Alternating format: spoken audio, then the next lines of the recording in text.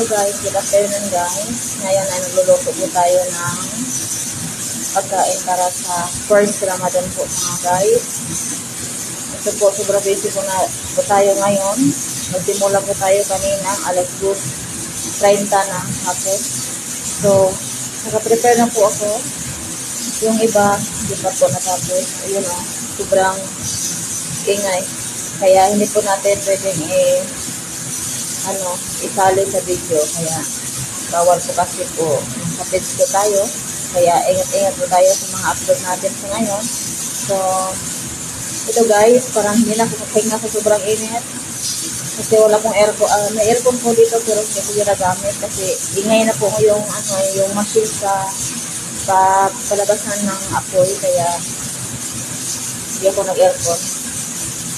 Ito guys, upo muna ako kasi sobrang nakalina pa ng po naman sila po yung paa ko saka katindig ka kanina po. Ito, marami na po ako na prepare. So, hinga muna.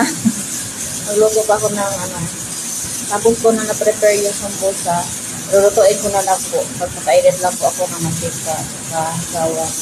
Ayun, nakakaluto na po tayo ng melte, kape, saka iba-ibang Kaya ito ngayon guys. Ito lang muna ngayon guys. Bye-bye.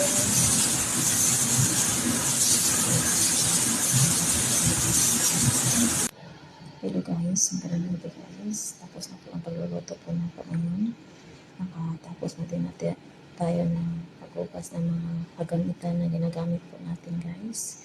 So ngayon is 6:14 PM na po. Magdadasal na po sila. Kaya mamaya-maya po ay makakain na po sila ng kanilang pagkain. Kasi nagkaan po sila every lang po, every 6 PM or 7 PM lang po yung kain nila hanggang 5 AM. Kaya ito tayo ngayon, nagpapahinga muna kasi tapos na yung pagluluto po natin. Pasensyahan nyo na po yung boses ko kasi nandyan po sila sa sala, hindi pwede marinig at hindi tayo pwede mag-video sa bahay.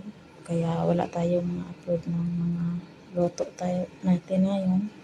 Hindi katulad ng dati pwede. Ngayon hindi. Kasi iba na kasi yung policy ito.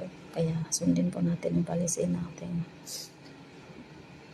Dito kasi dito bansa natin, di ba?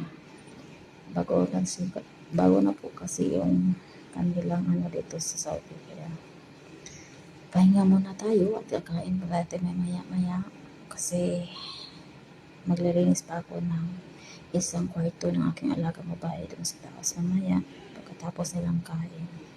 Ito na po guys, at papahinga muna ang katulong kasi sobrang hinihingal ako sa pagmamadali po ng pagluto kasi kailangan 6 PM kasi tapos na yung pagluluto.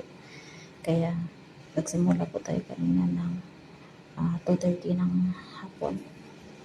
Nagabihan po tayo hanggang alas 6 talaga natapos. Kaya sobrang dami po. Ako lang yung katulong. Tapos prepare lahat. Ayun ito. Malinis na yung kusina. At nag-map na po tayo guys. Kaya tayo nagkaupo na.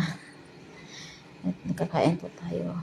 Kaya ito na po. Dito lang po muna kasi papahinga pa ang katulong. Kakain muna ako guys. Bye bye.